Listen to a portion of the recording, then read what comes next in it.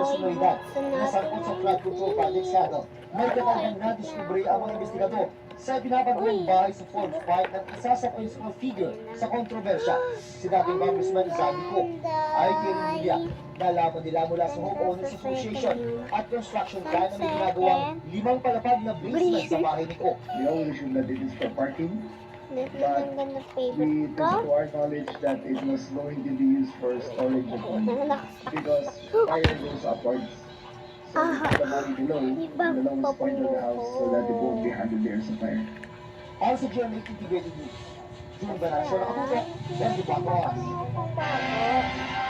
Pinabulaan na naman ang kampo ni dating Congressman Zaldi Co na may 4 hanggang 5 palapag na basement ang ipinagagawa niyang bahay sa Forbes Park. Tinawag nilang fabrication o gawa-gawa ang naturang aligasyon ni Interior and Local Government Secretary John Vic Remulla.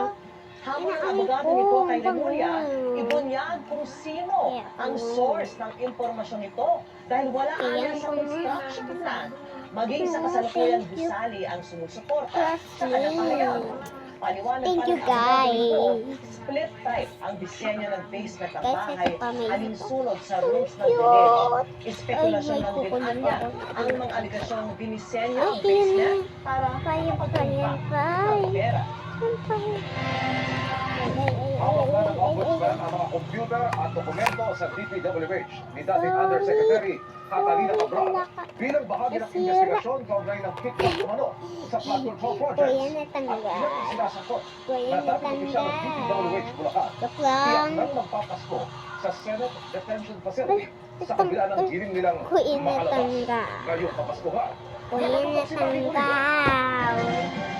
Paano ito, guys? Ito ang mga computer at files ni ang dating DPWH Undersecretary Maria Catalina Cabral Madali lang na to, itinurn over ng man, Department of labas. Public Works and Highways sa Office of the Ombudsman. Madali lang Ipinasubpina ito labas. kaugnay ng investigasyon sa mga maanumalyang flood control projects at sistema ng kickbacks sa mga ito.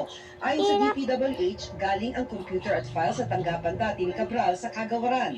Kasama sa mga ibinigay na dokumento ang mga request ng mga opisyal habang inihahanda ang National Expenditure Program sa nakalipas na 10 taon. Bago mamatay, inaasahan sana si Cabral na makakapagturo sa mga mambabatas na sangkot sa anomalya. Sa pagdinig kasi dati sa Senado, lumabas na si Cabral umano ang kumakausap sa mga mambabatas kung meron silang gustong ipasok na proyekto sa national budget. Sinabing si Cabral umano ang namamahala sa pamamahagi ng allocable funds o pondo na inilalaan sa budget para sa mga proyekto ng mga mambabatas. Basta, Ayon kay malap- Assistant Ombudsman basta, Nico Clavano, malapit na mananatiling maging selyado